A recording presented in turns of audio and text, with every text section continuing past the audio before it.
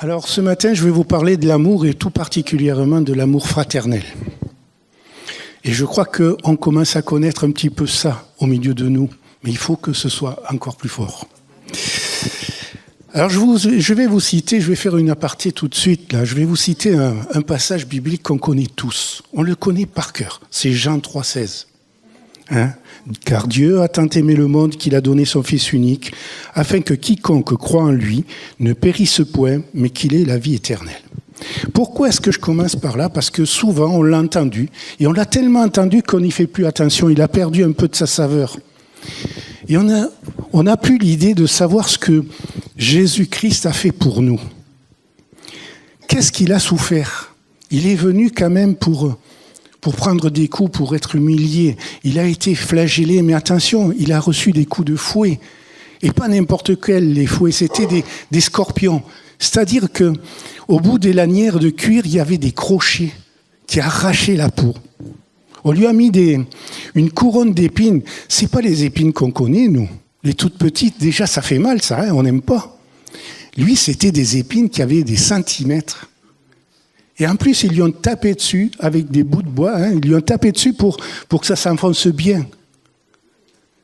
Est-ce que vous vous rendez compte un petit peu de la souffrance qu'il a acceptée par amour pour nous ? C'est extraordinaire. Alors, si je vous parle de ça un petit peu, c'est parce que je voudrais vraiment que chaque fois qu'on parle de Jésus, on parle de la croix, mais on oublie aussi ce qu'il a vécu. La croix, ça n'a pas été un truc facile non plus. Il a été humilié. Là aussi, il a été cloué. On s'est tous piqué. Ça fait mal. Imaginez-vous, des gros clous, comme ça. Ça a dû être quelque chose de terrible. Et tout ça, par amour pour chacun d'entre nous.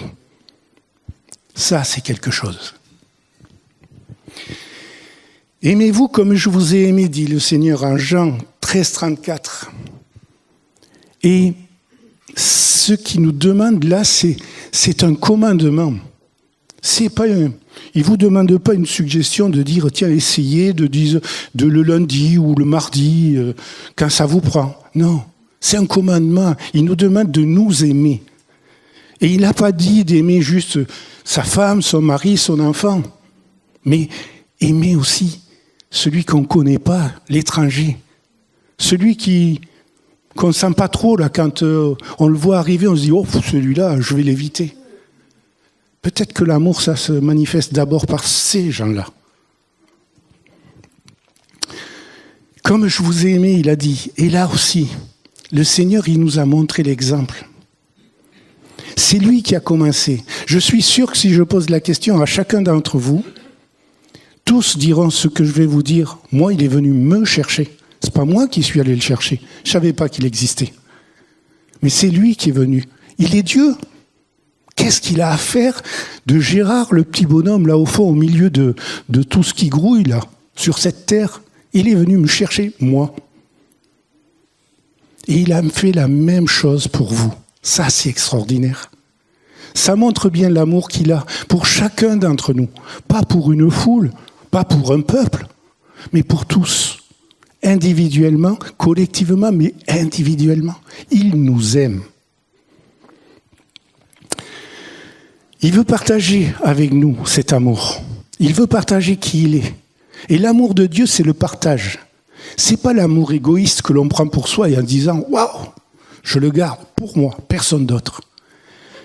Dans le monde qu'on connaît aujourd'hui, on s'aperçoit d'une chose, c'est que l'amour n'y tient pas. Combien de couples se marient et divorcent quelques années après ? Pourquoi ? Il n'y a pas d'amour au milieu d'eux. L'amour qu'ils veulent prendre, c'est pour moi, mon nombril, rien d'autre. Dans la société qui est la nôtre, on nous pousse à ne regarder que soi-même.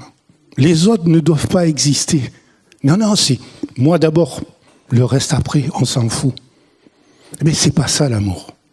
L'amour de Dieu, ce qu'il nous a montré, c'est les autres.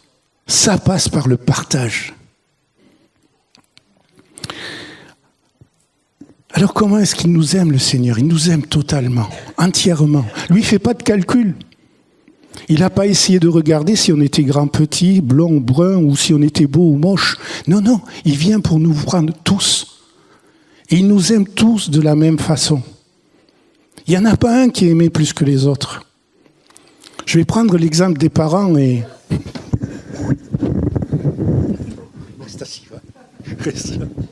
Pardon. Donc je vais prendre l'exemple des parents qui ont des enfants. Est-ce qu'on aime plus un enfant plutôt qu'un autre? Normalement, on ne devrait pas. Moi, j'en ai deux. Je les aime pareillement. Je serais incapable de dire j'aime plus celui-là que l'autre. Et je suis sûr que pour vous, c'est pareil. Et l'amour, donc, ça se partage. Il est entier.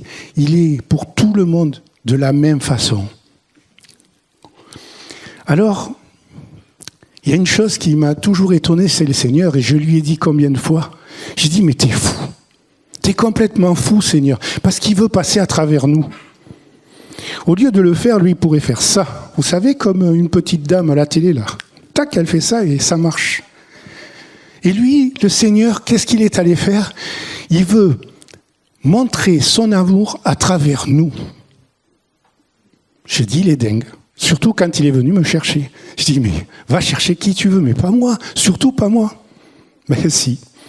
Il est allé chercher des fois les pires. Alors, qui nous a montré l'exemple? Ben là, c'est facile, c'est Jésus-Christ. Jésus nous a montré l'exemple de cet amour de Dieu. Il a accepté de venir nous montrer qu'il nous aimait. Et là, je voudrais vous dire aussi une chose. C'est qu'on ne peut pas aimer si on n'accepte pas l'amour. Ne cherchez pas à essayer d'aimer les autres si vous acceptez pas d'aimer, si vous acceptez pas de recevoir l'amour.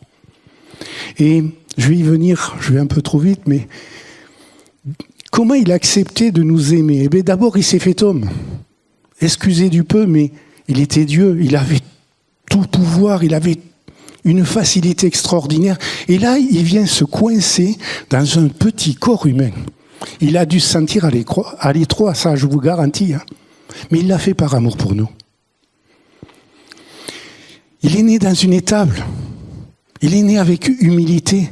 Il aurait pu redescendre du ciel là, avec des armées, à la façon du cinéma américain, vous savez, là, ça se voit vraiment bien, on l'entend de partout, avec beaucoup de lumière. Et lui, non. Il est arrivé doucement, avec humilité. Il a vécu aussi au milieu des hommes, au milieu de nous, pendant 33 ans. Imaginez-vous, il était déjà au courant de ce qu'il venait faire. Il connaissait ses capacités. Et pourtant, il est venu, excusez-moi du terme, perdre du temps. Il a perdu son temps, je dirais, au milieu des hommes pour vivre avec les hommes, comme les hommes. Il a fallu une sacrée patience. Enfin, pour aller très vite, je dirais qu'il a connu la croix, là aussi pour nous sauver. Par amour. Quel sacrifice!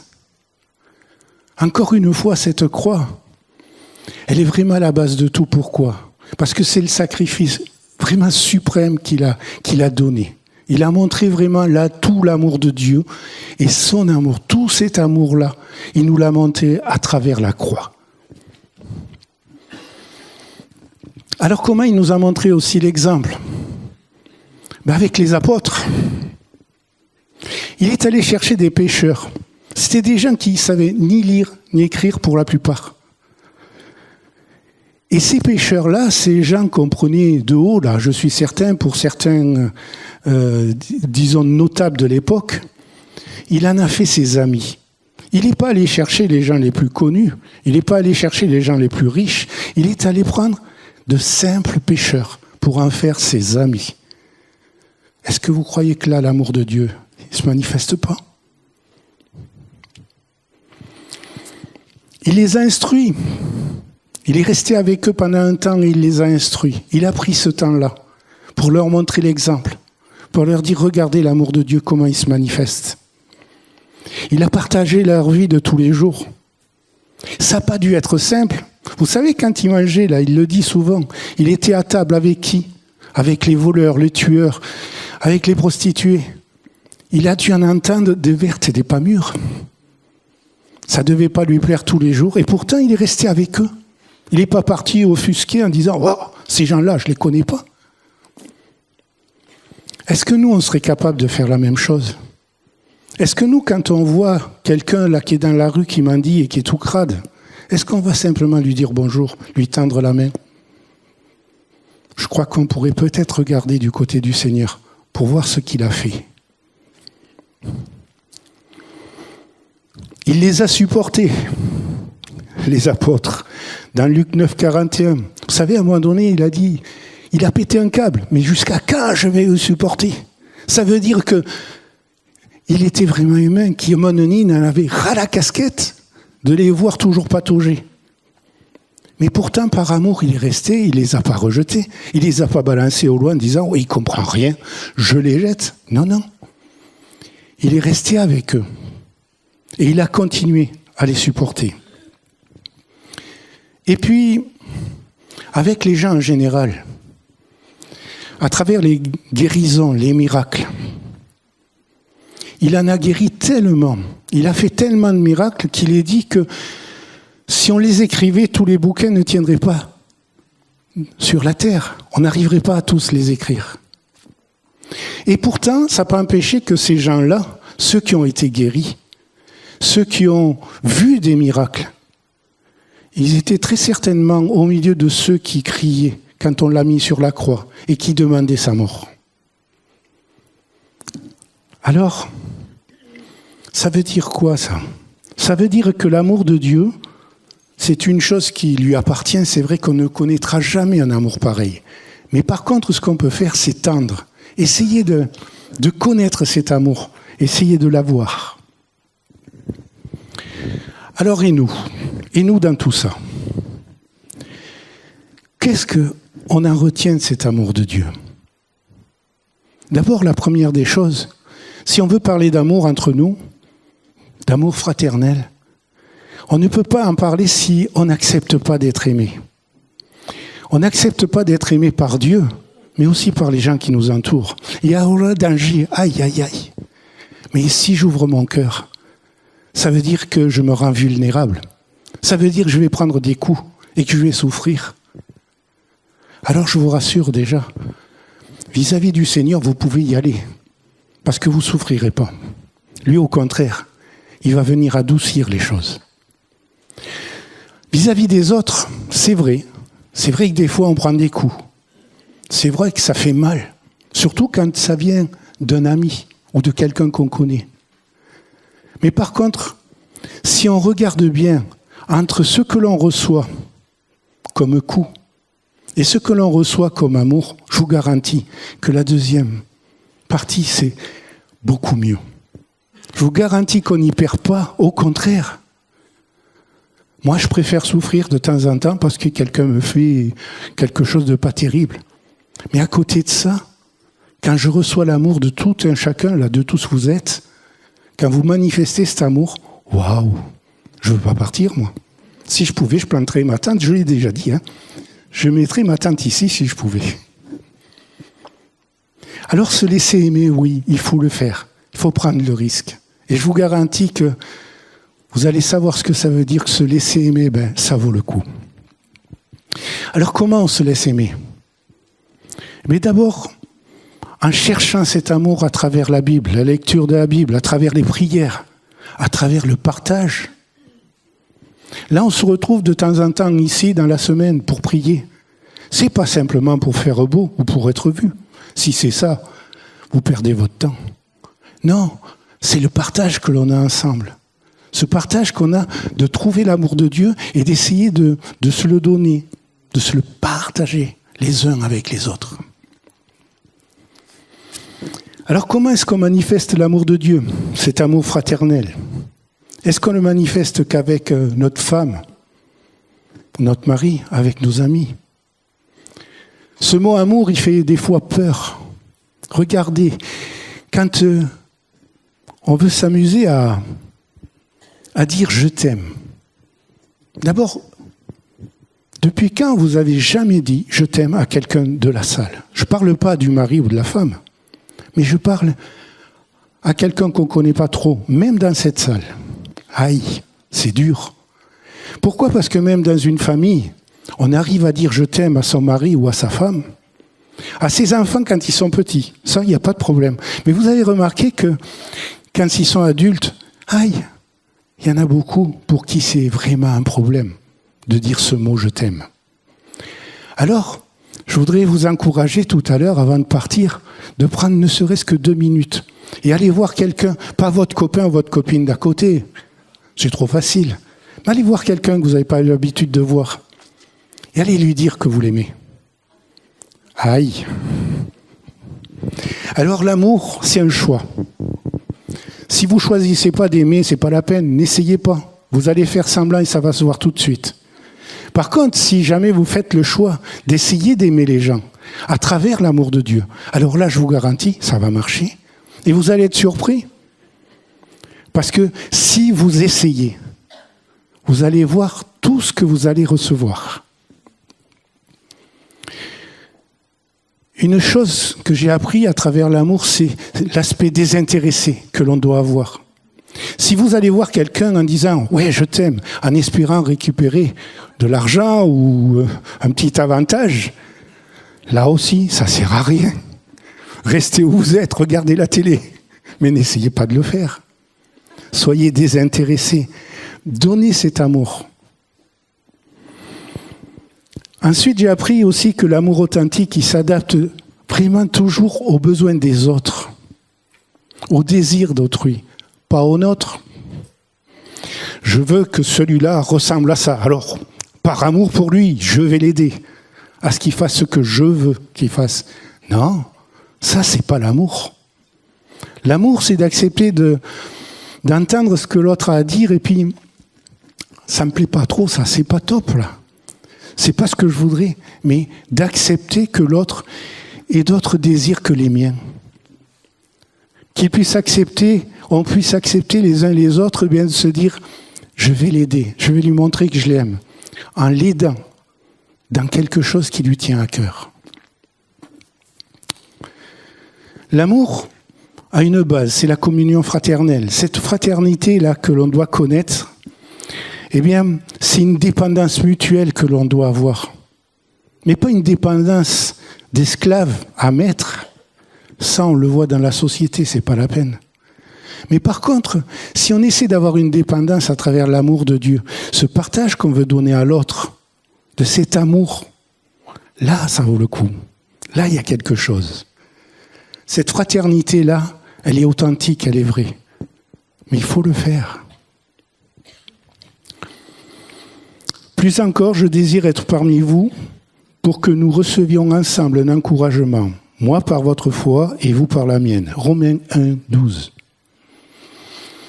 Ça veut dire quoi? Ça veut dire qu'il y a plus de bonheur à donner qu'à recevoir. Là aussi, je vous le garantis. Ça vaut le coup de recevoir à travers ce que l'on donne. Souvent, on attend des autres, ou même de Dieu, en disant « ouais, donne-moi, donne-moi, donne-moi ». Ça, on sait dire, on sait faire. Mais quand est-ce qu'on s'est donné, nous d'abord? Quand est-ce qu'on s'est donné en ayant l'impression qu'on va tout perdre, qu'on perd le peu que l'on a? On va prendre simplement dans un couple.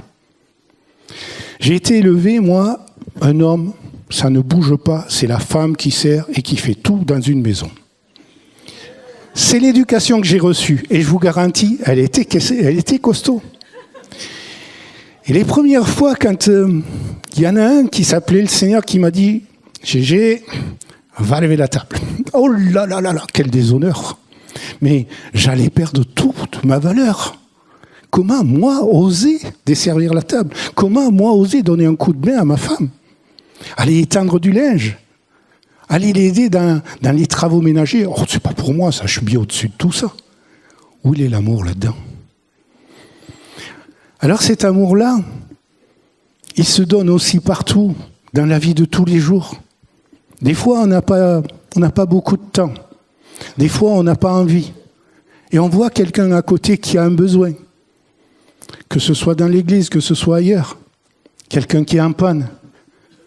Je suis sûr que tous, on a rencontré quelqu'un qui était en panne. Combien de fois nous nous sommes arrêtés? Combien de fois nous sommes allés proposer notre aide? Je pense que c'est bon d'y réfléchir. Alors, comment est-ce qu'on fait? Comment on aide les autres? Bien sûr, en faisant attention aux autres, en essayant avoir de la prévenance vis-à-vis des gens qui nous entourent, et pas uniquement dans l'Église. Encore une fois, ici c'est facile, on commence à se connaître les uns les autres. Il faut qu'on trouve aussi la place des trésors que Dieu a mis dans notre cœur pour pouvoir les distribuer. Notre bonne volonté, ça joue, je suis d'accord.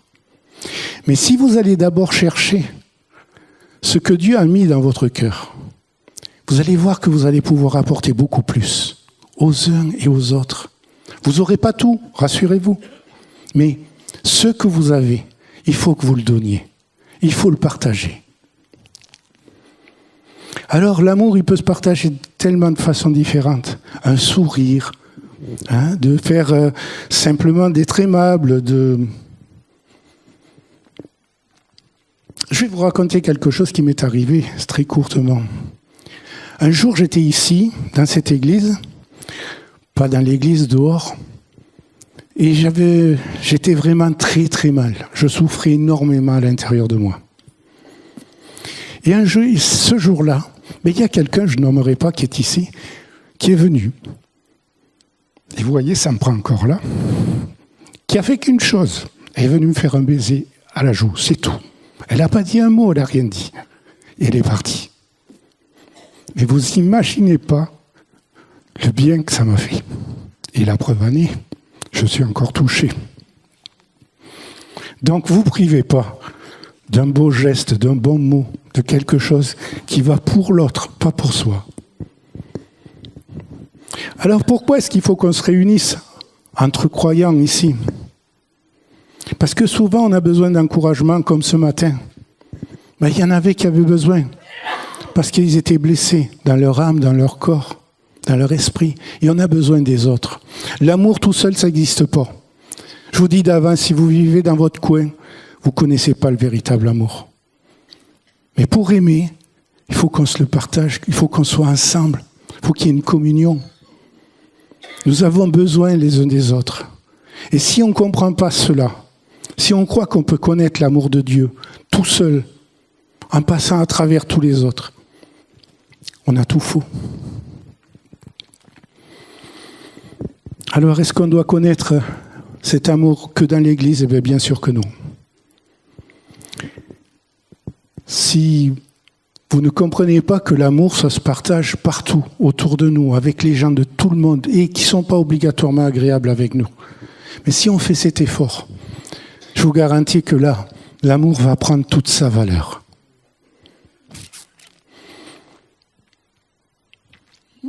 Et si on ne partage pas cet amour, on va passer à côté du meilleur de ce que Dieu veut nous donner. On attend souvent de Dieu qu'il nous donne de l'argent, la fortune, la santé ou autre. Mais je vous garantis que s'il nous donne déjà l'amour, son amour, et surtout son amour pour les autres, waouh! Là, je vous garantis que ça vaut le coup. Essayez, vous allez voir. Alors, je voudrais terminer avec un petit texte là d'un certain François d'Assise. Voilà ce qu'il dit. « Seigneur, fais de moi un instrument de ta paix. Là où est la haine, que je mette l'amour. Là où est l'offense, que je mette le pardon. Là où est la discorde, que je mette l'union. Là où est l'erreur, que je mette la vérité. Là où est le doute, que je mette la foi. Là où est le désespoir, que je mette l'espérance. Là où sont les ténèbres, que je mette la lumière. Là où est la tristesse, que je mette la joie. Ô Seigneur, que je ne cherche pas tant à être consolé qu'à consoler, à être compris qu'à comprendre, à aimer qu'à aimer. Car c'est en se donnant qu'on reçoit, c'est en s'oubliant qu'on se retrouve, c'est en pardonnant qu'on est pardonné, c'est en mourant qu'on ressuscite à l'éternelle vie. Waouh! Ça, c'est du programme. Hein. Alors, je voudrais terminer simplement en vous posant une question. Qu'allez-vous faire en sortant? Allez-vous retourner dans votre petite vie tranquille, solitaire, au milieu de simplement votre petite famille? Ou est-ce que vous allez essayer de mettre quelques-uns de ces principes en route dans votre vie et dans la vie des autres? Que Dieu vous bénisse.